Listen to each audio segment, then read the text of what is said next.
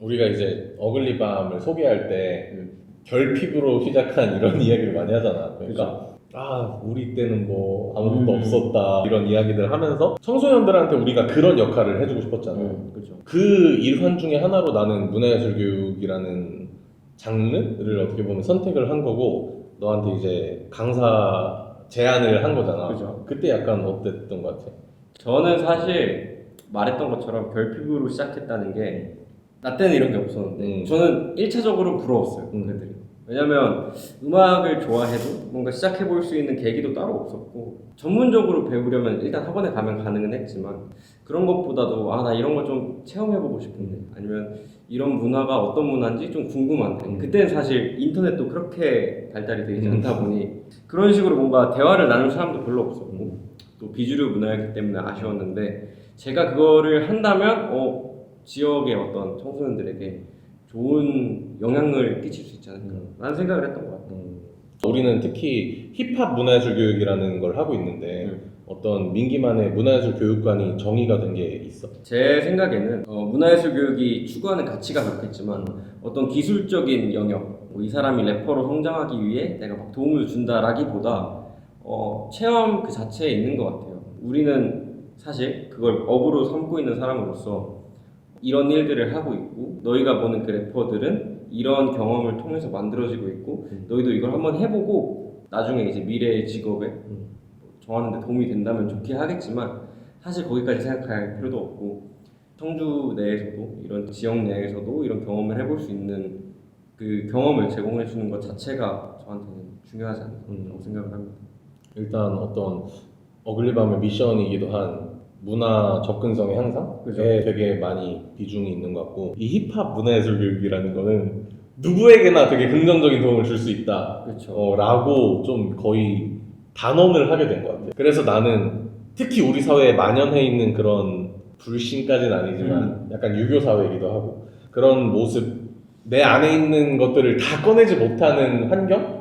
그런 것들이 우리의 어떤 힙합 문화예술 교육을 통해서 조금이나마 극복이 될 수 있지 않을까? 그래서 약간 힙합 문화예술 교육이라는 거를 처음에 이제 막 준비할 때는 그냥 우리 경험에서만 되게 썼잖아. 2019년에 처음 할 때는 그냥 이러면 될 것 같은데 하면서 했는데 그게 운이 좋게 됐고 그래서 이제 많은 선생님들, 멘토들 그리고 다른 단체들이랑 교류를 하면서 되게 좋기도 했는데 너무 많이 부족하다는 생각이 들어요. 그래서 찾았던 게 영국의 그 정신과 의사들이 만든 힙합 사이크라는 단체가 네, 있는데 맞아요. 거기서 하는 활동이 우리랑 하는 거랑 되게 비슷한 거야. 뭐 예를 들면 진짜 정신과 치료에 힙합을 접목시켜서 한다거나 근데 그 사례를 찾아보니까 우리나라에도 비슷한 게 있어가지고 또 갔다 오기도 했잖아. 그렇죠. 장창현 그리고 그분이랑 같이 활동하는 래퍼분을 만나기도 하고 그리고 미국의 그 BRL이었나? 그건 민기가 찾았었잖아. 네, BR을 맞을 거예요. 그분은 뭔가 치료 영국처럼 완전 치료 목적이라기보다 어떤 커뮤니티로서 활동하는 게 조금 더 컸고요. 좀 힘든 일이 있거나 이런 것들을 좀 랩으로 가사로 승화를 시켜서 같이 이렇게 집단으로 해결하는 그런 커뮤니티. 맞아. 그래서 거기에서 이제 착안을 해가지고 2020년, 2021년에는 약간 치유라는 단어도 되게 중요하게 생각을 했던 것 같아. 근데 올해 또 다른 사업으로 접근을 했을 때는 이 힙합 문화예술 교육이랑 치유랑 애매한 그 관계가 있었잖아. 또 민기는 어떻게 생각하는지? 일단 저희가 그 멘토링을 받았을 때 치유가 조금 무거운 주제다. 아무래도 이게 과학적으로 정확히 설명할 수 없는 분야이기도 하고 그렇지만 우리가 그걸 놓지 못했던 건 우리가 직접 경험했기 때문에 맞아. 저도 사실 음악을 들으면서 힘들었던 거를 많이 치유되기도 했고 듣는 거에서 치유되는 것도 있지만 직접 이렇게 가사를 쓰면서 좀 해소할 수 있는 방안이 있었던 것 같아요. 그래서 이거를 치유보다는 힐링에 가깝게 표현을 하는 게 저희도 맞다고 생각은 하고 있어요. 사실 나는 문화예술 교육 자체가 어떤 범위가 있다거나 한계가 있다고 생각하지 않는데 그쵸. 그런 것들을 누가 정의해버리기 시작하면은 굉장히 어려워지니까 우리만의 것을 정의하는 게 괜찮은 방법인 것 같아. 그래서 이제 계속 하던 이야기이긴 하지만 어떤 뭐 치유의 어떤 목적 아니면 래퍼로 성장하는 것으로서의 목적 아니면 지역사회에서 힙합을 가지고 콘텐츠를 한다는 것으로의 목적 되게 다양한 목적이 있음으로 해서 오히려 더 그 힙합 문화예술 교육의 범위가 확장되는 것 같기도 해요. 그래서 작년에는 좀 운이 좋게 학교 같은 데도 많이 강의를 나갔었고, 특히 뭐 교육도서관이랑 콜라보를 해서 약간 책이랑 이 힙합이랑 프로그램을 만든다든지, 아니면 국어교과에서는 그 운율 같은 거를 다루니까 막 그런 거랑도 연관을 시켰었는데, 친구들이 국어보단 그래도 힙합을 조금 더 좋아하지 않을까? 라는 점에서 힙합이라는 것이 수단으로 돌아갔을 때 좀 더 효과적인 학습이 가능하겠다. 저도 방금 말씀하신 것 중에 그 수단이라는 말을 굉장히 중요하게 생각을 하는데, 예술 치료에서 그림 치료도 이게 그림을 그리려고 하는 게 아니잖아요. 목적이 이제 치료에 있고 이제 수단으로서 그림을 사용하는 것뿐이고, 저희도 목적은 이제 각각의 사업마다 아니면 지금 진행하는 프로젝트마다 다르게 있지만 힙합에 대해서 연구를 많이 했기 때문에 힙합을 수단으로서 여기저기 적용할 수 있는 게 가장 큰 장점이지 않을까라고 생각을 합니다. 맞아. 저희가 용인에 다녀왔는데요. 용인 같은 경우는 이제 영유아부터 시작해서 초등학교 저학년까지 강의를 주로 맡았는데, 사실 처음에는 이 친구들과 하려고 하지 않았던 게 과연 의사소통이 될까? 커뮤니케이션이 될까? 내가 이 친구들한테 어떤 의사소통이 가능할까? 하는 의문이 있었어요. 그런데 막상 해보니까 오히려 청소년들보다 더 솔직할 때가 많고, 그들이 솔직한 대답을 내놓을 때 약간 저도 순수해지는 면이 있는 것 같아서 그 부분이 되게 좋았어요.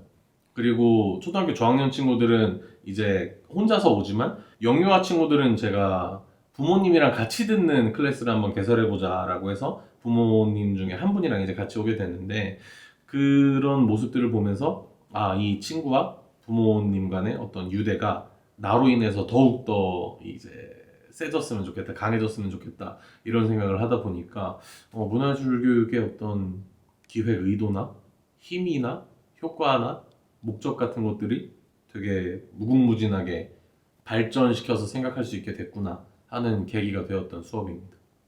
오늘 이제 지훈 씨를 만났던 거는 헬로와 트랩이라는 사업을 진행을 하기 위해서인데, 일단 헬로와 트랩은 충북문화재단 문화예술교육팀의 자랑이기도 한 사업이고, 문화예술교육 연구랩이라고 해서 우리가 이번에 연구할 주제는 우리가 이제 하고 있는 힙합 문화예술교육에 대한 어떤 사례들을 종합해서 그것에 대한 약간 가이드북을 만드는 것, 그리고 모든 문화예술 교육이 비슷한 방향성을 가지고 있다고 생각하는데, 특히 힙합 같은 경우는 자기의 이야기를 좀 꺼내기 위한 노력을 많이 하고 있으니까, 그런 점에 있어서 자기 이해도를 높이려는 노력이 약간 심리 상담의 과정과 비슷하지 않나?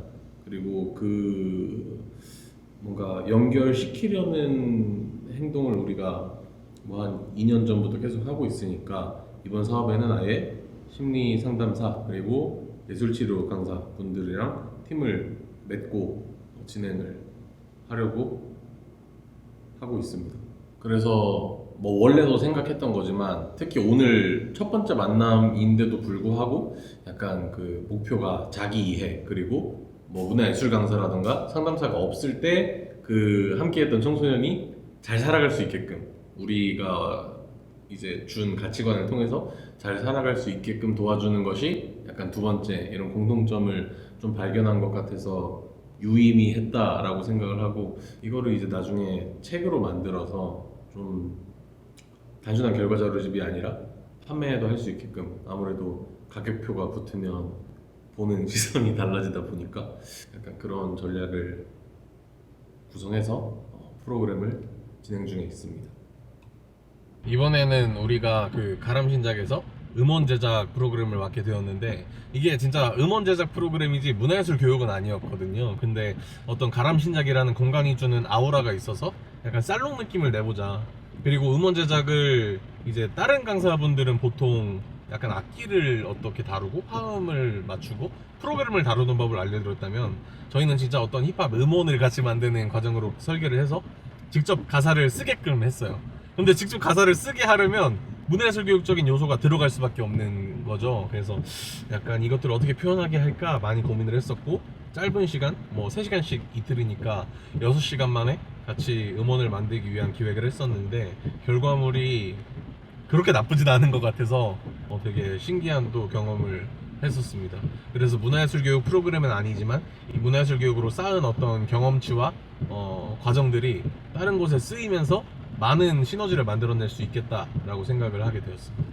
그러면 우리가 지금까지 뭐 한 3, 4년 진행했다고 했을 때 이 힙합 문화예술 교육뿐 아니라 어떤 문화예술 교육의 한계가 있다면 그거는 뭐가 있을까? 뭐 직접적으로 느껴졌던 게 있어요? 문화예술 교육의 한계. 제 생각에는 결국 그 참여자의 열정이나 참여도를 저희가 컨트롤할 수 없는 게 가장 좀 아쉬웠던 부분인 것 같아요. 이게 어떤 학교에서의 교육이나 이런 게 아니기 때문에 저희가 이렇게 강압적으로 할 수 없는 부분이기도 하고, 저희가 기획해 놓은 게 있지만 그거를 따라주지 않았을 때 손을 쓰면 안 될 것 같은 느낌, 그런 게 좀 아쉽지 않았나. 그렇지만 경험이 중요하다는 그 목적을 생각했을 때는 또 어쩔 수 없는 부분이기도 하죠.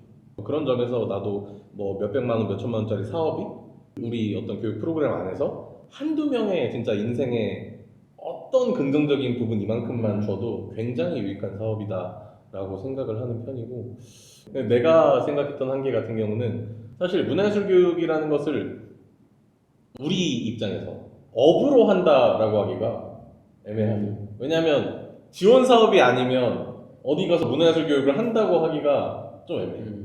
그러니까 기회가 없는 건지 우리가 못 찾는 건지 아니면 우리를 찾아주지 않는 건지는 모르겠지만 우리가 나름대로 열심히 활동을 했고, 힙합 문화예술 교육이라는 곳에서는 어쨌든 체계적이고 논리적인 것을 계속 잡아나가고 있는데, 개인으로 활동하는 분들도 많지만 우리는 단체로서 그 어떤 뭐 신뢰라던가 체계가 있기 때문에, 근데 그 시장을 비집고 들어가기가 뭐 활동한다고 하기가 되게 어려운 것 같다. 그래서 지원 사업을 뭐 한 2, 3년 하다가 1년 있다 끊겼을 때 오는 그 허무와 괴리, 내가 기획하던 건 분명히 있는데 이것이 받아들여지지 않았을 때, 그런 점에서 올해 같은 경우는 문화예술 교육에는 그 범위가 없다라는 것을 항상 그들도 주장하고 나도 이해하고 있는데, 뭐 예를 들어서 커리큘럼을 열어놨을 때 누구한테 설득을 할 것이냐, 이 부분이 굉장히 한계이면서도 괴리가 되면서도 이해가 되는 게 좀 속상한 것 같아요. 그런 애매한 부분이 있긴 하죠.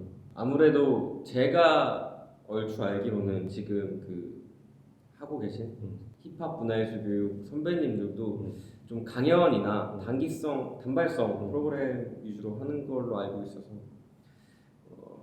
그런 것들이 아니라면 사실 지원 사업밖에 없는 건데, 지원 사업에서도 문화예술 교육으로서 너무 이렇게 한정된 아웃풋을 뽑으려고 하지 말라 하면서도 그런 식으로 커리큘럼을 또 열어버리면 이게 지금 뭘 하려고 하는 거냐, 그 선을 찾는 게 조금 어려운 것 같아요.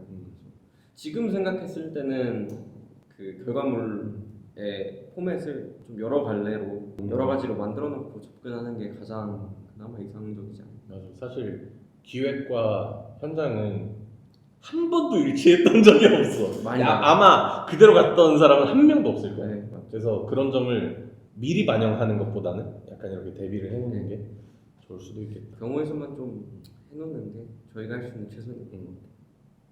약간 지금까지 우리가 뭐 어떻게 시작을 했고 어떤 고민들을 했고 어떤 벽에 부딪히고 또 어떤 것들을 진행했는지 간략하게 이야기를 했는데, 분량으로 보면 간략하진 않을 건데 사실 그 연대기를 보면 되게 그죠. 간략하게 설명을 했는데, 이거를 지금 우리가 약간 힙합 문화예술 교육에 한해서 정의하는 작업을 하고 있잖아.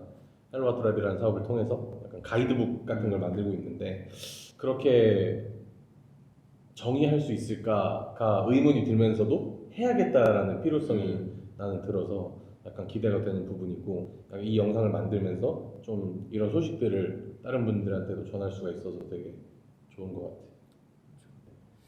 제가 생각했을 때 힙합 문화예술 교육은 철저히 이 주관적인 제 기준이지만 치유와 비슷한 개념인데, 저희가 가사를 쓰고 랩을 하면서 느꼈던 그 힐링의 경험, 어떤 내 얘기를 사실 터놓고 말할 데도 없고 뭔가 친구한테 말하자니 어렵고 이런 것들을 뭔가 승화할 수 있는데, 심지어 이제 예술 작품으로, 그리고 요즘 청소년들이 좋아하는 힙합 가사로서 체험 회복, 그 그거 자체가 가장 중요한 지점인 것 같아요. 그래서 그런 것들을 우리가 어떻게 끌어낼 수 있고 자신의 얘기를 편하게 얘기할 수 있는 그 환경을 제공하면서 자연스럽게 음악으로 녹여내는 작업을 하는 것들이 가장 중요한 거지 않나라고 생각을 합니다.